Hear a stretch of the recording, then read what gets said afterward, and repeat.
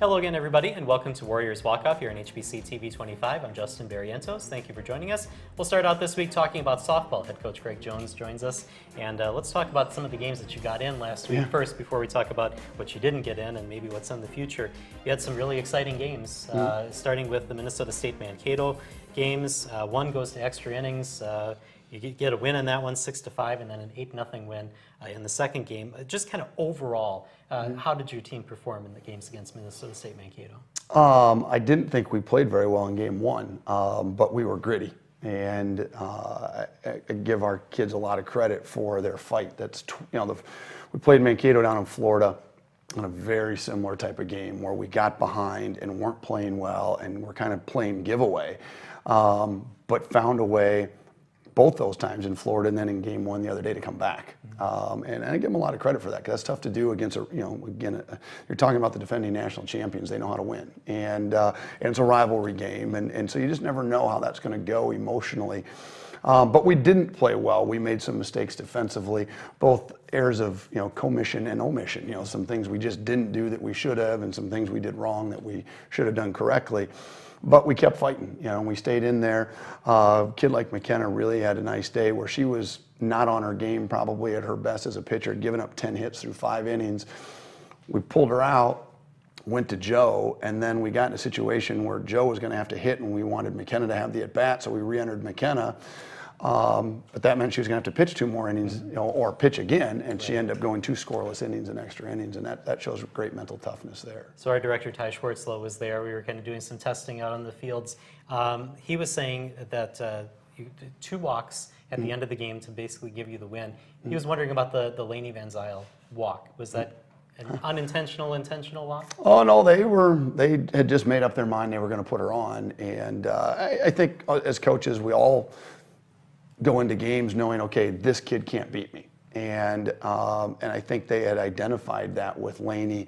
And maybe they didn't ahead of time, but when she hit the 3-run homer to give us the lead, I think that identified her pretty quickly to them. And I think they had just made the decision late in the game she wasn't going to get an at-bat with the game on the line with a runner in scoring position. There technically was a base open. Third base was open. But it wasn't like you needed to walk her to induce the force, so it slides everybody up a bag, which now with 1 out gives puts everything in play from ground balls to sac flies to the walk, and it's tough to come back and pitch after an intentional walk, and knowing that now the bases are loaded and I have to throw strikes. And I thought Al showed tremendous patience, not trying to rush the process in that point, let the game come to her. We end up getting a walk-off walk, which was, again, it doesn't matter if it's 1 over the fence or 4 balls, as long as that run touches home plate, we got to win. All right, do you feel you played better in the second game? It was an 8-0 win, and can you explain the difference between the 2 games? Yeah, well, I think their pitching had a little bit to do with it, and I don't think they pitched quite as well in game 2, but that's not to take away from our offense. Joe pitched extremely well again in game 2. I think that set the tone for us. We made some plays on defense. And then I think the longer the game went, the longer the day went, we really relaxed a little bit and got back into our rhythm. What I was the happiest with our team in game 2 was after that type of emotional impact in game 1, a big rivalry game, a come from behind, a long game. It took a long time to play those 9 innings. Sometimes you just are kind of sleepwalking through game 2, and they didn't. They attacked right away. And I think putting their foot on the accelerator right away kind of buried them early and then allowed us to get more comfortable. All right, we kind of touched on this a little bit when McKenna was on the show earlier this year, but McKenna Larson goes over 200 hits in her career, just the 16th Warrior to do that. Do we need to take a step back and kind of admire what she has done at Winona State? Because I don't think it's getting a whole lot of press. I don't think any of the 15 above her that have more than 200 hits were pitchers as well. Right. That's got to be an incredible thing to be as successful as she is in the circle, also at the plate. It is, and I've said to our coaching staff a couple of times this year about McKenna and others. I think sometimes we fail to step back and appreciate what we have. Last week when Jamie was here, the type of leader Jamie is, the type of leaders our senior class is. Our senior class is tremendous from a leadership standpoint, and not always hoo-rah-rah leadership, but just follow my lead type of leadership, accepting their role type of leadership. And McKenna's one of those kids. And to be a two-sport All-American, to be a pitcher and a hitter, to be able to do what she's doing offensively and defensively truly is amazing. And it is something that we do need to appreciate and that we will truly miss when it's gone. I couldn't tell you the 15 kids ahead of her on that list. I didn't know that she had done that till I saw it on Twitter and Facebook. But it is something to truly appreciate because, first of all, 200 hits obviously doesn't happen very often if only that many people in our program have done it. But again, she's even had limited opportunities because we pretty much play her every day, but we don't have to. There are times we say, okay, we're really going to need her tomorrow on the mound. Let's give her a game off, let her legs rest, whatever. We've got some depth in the outfield. You know, so there's a lot of things that have gone into that with her too that really make that a memorable accomplishment. All right, we only have about 2 minutes left here, so I want to kind of fast forward to Game 2 of the St. Cloud series. We'll skip over the first game. Well done.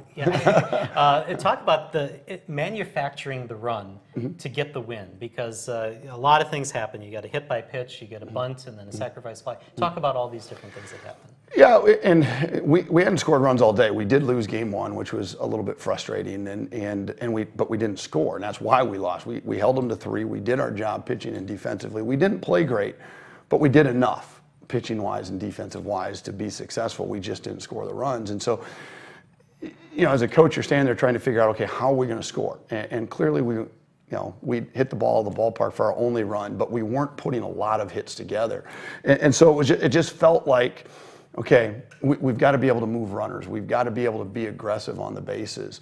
You know, Jamie's a fast runner, but we pulled her for a pinch runner knowing, okay, we've got to have the fastest kid we can have out there.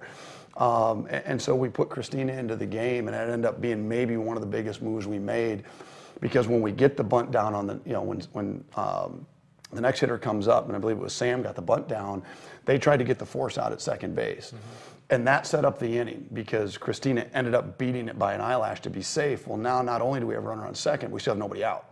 So now we've got 2 on and nobody out, which continued to allow the inning to really progress for us. In my mind, what was happening as soon as that inning started, I had said to Coach Tischer, we've got to get the game to Carly and Laney. You know, Carly was in the 2 spot, Laney in the 3. Carly had been our hottest hitter at that point, and it was all a matter of how do we get the game to those 2 kids with the game on the line. Anything else was just going to be gravy. If we can get it into 4, 5, 6, great. But how can we get somebody on base, have an opportunity to win the game with those 2 up? You know, because that was the earliest we were going to get our best hitters up, our hottest hitters up at that point. And we were fortunate enough to be able to do that. So, you know, small ball throughout is something we will do to try to score runs, obviously, but sometimes it just comes down to personnel matchups and points in games and things of that nature. All right, very quickly, 20 seconds or less. You didn't play on Tuesday because of the weather. Are you going to play this weekend, do you think? Yeah, we will get for the first time in my life, I said these words, God, I can't wait to get to Minot. And it's supposed to be 60s in North Dakota this weekend, so we're looking forward to Minot and Mary. And again, the one good thing has been the ability to play every week at least. All right, we're going to take a break here on Warriors Walk Off. We'll get the player perspective next. Allie Nowak joins us right after this. With our partnership with HBC, we were able to now be a smart gigabit community with US Ignite and the National Science Foundation. All their other partners are large metropolitan urban areas, Austin, Texas, San Francisco, Washington, D.C. And because of the broadband connectivity provided by HBC, we are a community lead for this initiative where we're going to be able to bring next-gen technology and stay competitive in the 21st century economy. Providing opportunities for residential and business customers, HBC is leadership in your community. Paying your HBC bill has never been so easy. HBC's new online bill and pay system, SmartHub, allows you to receive electronic bills and make online check or credit card payments with ease. HBC SmartHub can be accessed on the computer or through your mobile devices with the app. Manage your payments, communicate with HBC customer care, and receive messages about your account with a touch of a button. HBC SmartHub. Start today at hbci.com/SmartHub. And welcome back to Warriors Walk Off. Allie Nowak joins us now, a sophomore at Winona State. I want to ask you first about the Minnesota State Mankato game because you're at the plate, bases loaded, and you draw a walk. It's a 4-pitch walk. Can you kind of walk us through that at-bat and kind of tell us what you're thinking as you're seeing these pitches come in and it's 1-0, 2-0, 3-0, and maybe what you're thinking at 3-0? Well, to start off the at-bat, I told Lainey, because she had just gotten walked again, that I wasn't going to let this at-bat get away, because the last one I grounded out in the same situation. So when they started throwing some balls, I got a little more confidence every time they threw one, and then eventually I got the 3-0 take sign, and I was like, okay. And then she threw that fourth one, so it was pretty nice. All right. Also, kind of tell us a little bit about beating Minnesota State Mankato 3 times this year after they're the defending national champions. Yeah, it feels really nice to beat them because last year we didn't have too much success against them. So it's nice to kind of flip that script and get some wins. All right. We always like to find out a little bit about people before they came here to Winona State. So you're from New Berlin, Wisconsin, Eisenhower High School. Katie Schlegel was a year before you. Did she have any pull in getting you here to Winona State? Not too much. I remember the state game, we had gone for like a huddle, I think it was. I'm not totally sure, but she had said that Coach Jones was here, or like Winona State was here, and to be honest, I'd never heard of it. But I remember her saying that. So, I mean, that kind of played a little bit of a role, I guess, into it. She kind of familiarized me with it, but I hadn't really heard of it, so not a huge role. All right, so what did draw you here then, if you had never heard of the school before? I remember I was sitting at a restaurant like a week after that, and I got an email from Coach Jones. I was like, hey, Mom, look at this. And then the rest is history, I guess. Okay. Tell us a little bit about the recruiting process, because we talked with Coach Polk about this before, and he'll say that a lot of times he'll go to look at somebody else and then find somebody that he didn't know that he wanted and then go try to get them. Oh, that's exactly how it worked with Al. We were there to watch Katie in the state tournament in Madison. And Katie was pitching and Al was catching. And I literally, it was the first throw she made in between innings. There wasn't not even a base runner. It was just, pitcher took her warm-up pitches and Al fires one down to second base and put it right on the bag. And I said to Coach T at the time, I said, "What, would you see that?" And, yep. And then we just started to pay a little bit more attention. Obviously, she had a nice day at the plate. She handled the pitching well, and that's where it started. We then found out who she played for with her club team, and were able to really then follow her progressively then through the summer, talk to her club coaches and that type of thing. And so it took off from there, but it absolutely started by being at the game to watch somebody else. All right. In my research, I found out you're kind of a superstitious person. I don't know how far back that goes, but some of the things that we found out, you only take 8 swings off the tee pregame, and that's it. Doesn't matter if the last one is a bad one or not. Can you tell us a little bit about why 8 swings? For me, I don't find like the need to take a million swings before a game. I just need to kind of get my body warmed up. So 8, for some reason, is just a number that I've stuck with for a while, and it's kind of been working, so I'm not going to change it. How long has it been that way? At least through college. I'm not totally sure when it started. Maybe over summer ball. Okay, one of the other odd ones, maybe you don't take an on-deck swing. According to your own admission, you haven't taken one in 4 years. Yeah, not since after my sophomore year in high school. I have not taken an on-deck swing. All right, so what do you do when you're getting ready to go to the plate? Usually I give someone a handshake or knuckles through the fence or net, and then I usually just like to watch the pitcher. For me, I find that more helpful to just watch their motion and maybe pick up on like a changeup or some sort of grip, so I like that a little better. I'll do like a step kind of. We do our separation drill, so I'll do that, but I never actually take a full swing. So. Okay. This year you're just under 400. You hit over 400 last year. You've been kind of mainly a designated player this year. Has being a designated player kind of helped you at the plate at all this year?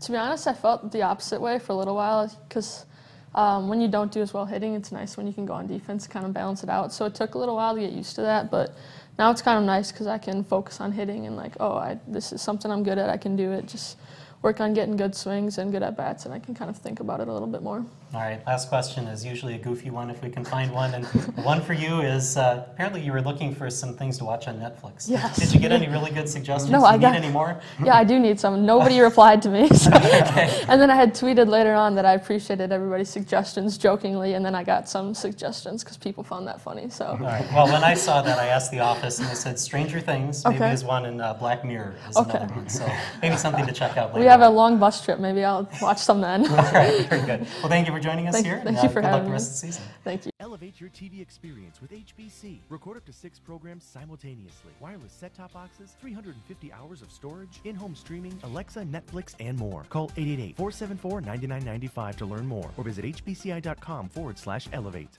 NASCAR racing is about a whole lot more than just cars going around a track. It's about people who drive, people who engineer, People who plan. People who know how to put it all together. Meet the people who make the cars go round every week on Raceline. Watch Raceline here every week.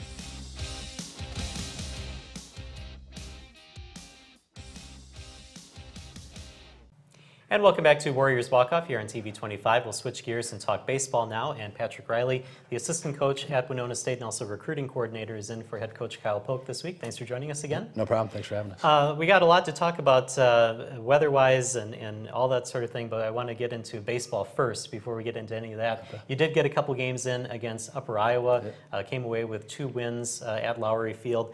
Kind of overall, let's talk about how those games went for your team. Yeah, we did really well. They threw 2 kids who, the first game, a young left-handed pitcher who had very good statistics in our conference and overall, who we struggled with a little bit kind of the first time through the lineup, and then once we figured out kind of what he was throwing, we actually did really well and started to kind of piece some things together. And in the second game, they had a kid who's been actually very good for him. I think he's a junior or senior. He's thrown against us, I feel like, every year. And we just 1 through 9 just kind of blew up and hit really, really well. Had extra base hits, had a couple home runs in there, and just had some good quality at bats overall. And it was just a good day for us. You've done really well offensively. You got a 6-game home winning streak at Lowry Field. You've outscored your opponents 58-18. Can you kind of put into words the difference between playing at home and playing on the road? Just guys are a little bit more comfortable. I always tell them when we're at home, there's more distractions. Whether it's parents are around, friends, girlfriends, whatever it is, there's always more distractions. So if they can just focus a little bit more, typically we do have a lot of success at home because of just being familiar with it. We kind of know being on our field, we don't get the best hops a lot of the times. So we're kind of used to maybe making a bad play here or there at home, but understanding we're going to be able to just jump right back on and get back to it. But it was a good overall last 6 home games for us at home. Now, you told me you don't do as much with the pitchers as you had in the past, but you've been the pitching coach at Winona State. Against Upper Iowa, you got 2 really good performances from your 2 top pitchers this year. Yep. I used to do a lot of the pitching stuff my first 2 years here, and then through kind of time, we had a GA last year who did pitching stuff, and then Ben this year, Ben Johnson, who does all the pitching stuff now. So kind of as Coach Polk says, we kind of do whatever is needed based on who we're hiring as GAs or volunteer help. We have 2 great GAs this year. Ben Johnson does all the pitching, and then obviously Gunnar Peterson does all the infield and a lot of the hitting stuff. So I'm kind of fortunate to be in a spot where I can kind of just go from spot to spot on a day-to-day practice. But yeah, the pitching performances were great. They both threw very, very well, and they're 2 guys that strikes aren't a problem for them. So when they're getting ahead in the count, they normally do really, really well because you know they're going to be around the zone a lot. So. All right. Now, your history, you played baseball at Loras. You've been an instructor at the University of Iowa baseball camp. You were an assistant coach at a high school in Iowa. You kind of have this Iowa connection a little bit. And one of your top pitchers is Austin Savory, who's the guest today. He's a freshman. So does that Iowa connection kind of help get players in here? Yeah, definitely. I would like to say the reason why Austin came here was me, but that's not the case. Actually, my college infield coach, Corey Tischer, was his coach in high school, and Corey told me about him. We have a lot of connections in Iowa. Our former assistant that was here, Seth Wing, he's the coach at Cornell College in Mount Vernon. He had some good things to say about him. So yeah, Kyle and I can't take any credit on Austin. We got a little lucky with just people we knew, and they had a lot of great things to say about him. His dad was a great baseball player, Austin's was, so you knew the pedigree was there. You knew that he was going to have even more success than he did in high school, and obviously he was on a great high school team that went to state, so it was nice to see him come up here and give us a chance, and we're happy he's here. All right, maybe talk us through the recruiting process since you're one of the top recruiters at Winona State. What did you see in Austin? What are some of the things that you look for when you're going on a recruiting trip? Yeah. Coach Polk kind of gives me a hard time every once in a while. He tells me to bring kids on campus who I don't look in the eye. I'm not the tallest guy ever, so he wants guys that are big athletes that I will have to look up to. And if you go to our game, we actually we look like a basketball team. We got a lot of tall athletes, and Austin fit that mold. Big kid, moves well for his size, very strong kid. He was a little skinny in high school, junior, senior year, but we knew if he came to college here, he'd get on the weights and gain weight. And I think the best years, not only on the mound, but as a hitter too, for Austin are ahead of him. Now, a lot of the players that are the big performers for you this year are kind of the younger players. Tell us a little bit about that, and are you surprised that the younger players are having the success that they're having? Yeah, it's a very young feel. The 4 seniors that we have done a great job. Kip Youngquist, Taylor Field, Mitchell Hyde, and Derek Mossberg have been great. And it's tough to really transition to a younger team because you have those older guys that it's kind of their time to play a little bit more. But our freshmen have been really good. I knew through the recruiting process they were competitive. I don't know the actual numbers, but just off the top of my head, Austin went to state, Zach Steng, they went to state, Tanner Williams' team went to state. So a lot of success from a high school standpoint. So we knew coming in that they wouldn't be overwhelmed by college baseball. All right. Has it been a little bit of a challenge this year because of the weather, especially trying to get the younger players maybe in a little bit of a rhythm coming out of high school and adapting to the college game? Yeah, it's definitely harder for the players than it is anyone else because they have to balance their class schedule. They have to figure out, hey, are we going to play midweek on Wednesday this week, or are we going to have to bump it to Thursday? But they've done a great job with it. It's definitely not easy to do, but we just try and keep them up to date with these are the scenarios and these are the things that potentially could happen. But they've been really, really good thus far. All right, from your previous pitching experience, what does the weather do to the pitchers? Because obviously they like to get into a rhythm. You pitch and then maybe you throw on your off days or something like that. And this has been just kind of thrown all out of whack.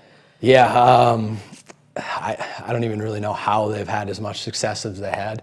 A lot of games they've been pitching and it's 35, 40 degrees. It's really tough to get into a routine and really figure out what works for you. Even our games early on in the season, they were fairly cold too. But I think our guys, they're so used to playing, for the most part, spring baseball that they have kind of that taste from high school of some days it's going to be 40, some days it's going to be 50. It's never going to be nice, so just kind of get used to preparing to play in bad weather. All right. You've had a little stretch of off days now because Monday's games were canceled. Now you're supposed to play Southwest this weekend. Those games are supposed to be in Marshall, but due to the weather, they might be moved here to Lowry. Do you have any kind of insight on that? That's still up in the air. Our head coach and Coach Blanchard at Southwest are very, very good friends, and he sent us a text message this past weekend. They had 23 inches in his backyard of snow. So unless something crazy happens, I think we will be playing here in Winona. We actually have our field tarp on the field right now, so our infield will be dry. It's just we've got a ton of snow and water on it right now, so we need maybe 2 or 3 nice days, which it looks like we will get after this little snowstorm on Wednesday. So. Now, we've heard from Coach Polk that a lot of times you guys are the ones that have to go out on the field and shovel. Is that part of the workout then? Or is that just extra? A lot of coaches will say, hey, our players are going to do all of it. I've gotten to a point where myself and our other grad assistant, Ben Johnson, get a lot of it done on our own. They have enough stuff to worry about. So we will ask for help when it's kind of the last second. We got to get some stuff done. But we try and keep them as much on school and baseball as possible. Sounds good. All right, we're going to take a break here on Warriors Walk Off. When we come back, Austin Savory will join us right after this. Paying your HBC bill has never been so easy. HBC's new online bill and pay system, SmartHub, allows you to receive electronic bills and make online check or credit card payments with ease. HBC SmartHub can be accessed on the computer or through your mobile devices with the app. Manage your payments, communicate with HBC customer care, and receive messages about your account with a touch of a button. HBC SmartHub. Start today at hbci.com/SmartHub. Elevate your HBC TV experience with the latest technology to hit your whole home entertainment system. Record up to 6 programs simultaneously and save up to 350 hours of your favorite shows. Pause a program you're watching in one room and pick right up where you left off in another. Video on demand, wireless set-top boxes and mobile device streaming, apps including Alexa, Netflix, YouTube, and more. Call 888-474-9995 to learn more or visit hbci.com/elevate today. And welcome back to Warriors Walk Off. Austin Savory now joins us. Thank you for being here. Thanks for having me. Freshman at Winona State and pitcher, and you've had, as we said, a lot of good success, 3-0 so far this year. Tell us about how it has been making the transition from high school to college. It's been kind of a smooth transition for me, kind of smoother than I anticipated, really. It all started when we went down to Central Missouri, played those games. It was kind of a wake-up call for me. So I go in there and against one of the top, I think they're top 15 in the country. They had good hitters from top to bottom, and really was a wake-up call for me that I was no longer pitching against high schoolers. You have to actually hit your spots, and it kind of made me realize that I could actually be successful at this level. And I think it was a lot smoother than what I anticipated, but I think it's gone pretty well so far. So maybe try to walk us through your first experience on the mound, and maybe you're throwing something that worked in high school and it's not going to work in college. How quickly are you able to adapt to that and try to find a different way to get somebody out? In high school, you realize that if you can get away with throwing stuff right over the middle of the plate because the hitters aren't as good as they are in college. And the first time I stepped on the mound versus them, they were hitting everything that I was throwing right down there. And so you just had to realize quickly that you have to work the corners, work up, down, change your eye level and stuff. And so that's what I had to change quickly, and that's what I did the next time I went out versus Rogers State, and I think I've continued to do that the last however many outings I've had. All right, now baseball is kind of in your blood. As Coach Riley said, your dad was a very good baseball player. He's in the Clark College Hall of Fame, is drafted by the Cincinnati Reds, played a little minor league baseball. We actually kind of found his minor league baseball card, which is kind of interesting. But tell us a little bit about, maybe what you get from your dad. Do you get any kind of advice or anything like that? Yeah, my dad does a lot for me, actually. He's been my coach since I first started playing when I was about 3 or 4. He's still my coach in the stands. He's at every single game, every high school game. He tries coming up as much as he can in college, and just always there whenever I need help, whenever I need advice on what I'm doing wrong or what I can improve on. And he just gives me tips on like what worked for him when he was playing, like if he needed to change something in like his daily routine or like what he was doing at the plate or on the mound or whatever he was doing. He just gives me that advice and like what his minor league and college coaches told him, and trying to see if it would work for me as well. And I think it's been very beneficial for me to have him as my dad, who's gone through those experiences and those tough times too. Now, you also have kind of a unique situation. Your brother Alex is playing at Buena Vista right now. How much does that help you to have somebody that you can bounce things off of that are experiencing the same things kind of at the same time that you are? It helps a lot. Like just like what I said with my dad, like it helps. Like he's going through similar things that I'm going through, like the tough road schedule, traveling all over the place, and adjusting from summer baseball to spring baseball like we had to since we played in Iowa. Just him giving me advice on like, hey, you gotta stay loose, stay focused, like throughout this tough season actually helps a lot, and he's been actually beneficial to me as well. Now, Coach, I know that it's kind of a unique situation to have a player that had a father play college baseball and have a sibling play college baseball. I know that you don't necessarily look for that, but is that a tipping point in the recruiting process to say, hey, I'm going to take this kid because he's got all this back home? Yeah, I mean, it definitely helps. I know Coach Polk was very excited when he got to talk to his dad about it, because you know that he's at least shared his experiences with him. Sometimes it works out great for the kid, sometimes it doesn't. It just a lot depends on the parent, and his dad did a great job with him. So you can tell he's competitive and he's been successful already, and he'll have continued success. All right. Well, we talked a little bit about the weather, and I don't know if it's as much of a issue as maybe we're making it out to be this season, but as a pitcher, how difficult is it to go through the conditions that we've been going through? Like I mentioned earlier, like adjusting from summer to spring baseball is tough for me already. And then being a pitcher, it might not seem as big of a deal, but your arm's not staying as loose, and like you have to like warm up between innings, like do banding between innings and whatever. And it's kind of tough because you're not like 100% when you're throwing because of the cold weather has a toll on your arm, and you may not be able to go as long. So, I mean, it's kind of a big deal, but I mean, it's not as big of a deal as like it's made out to be. It's like all about how you like perceive it and how you go about it is really what matters most. All right. Well, thank you for joining us here today, and good luck the rest of the season. Thanks for having me. All right. Thank you for joining us here on Warriors Walk Off. We'll see you next time here on TV 25.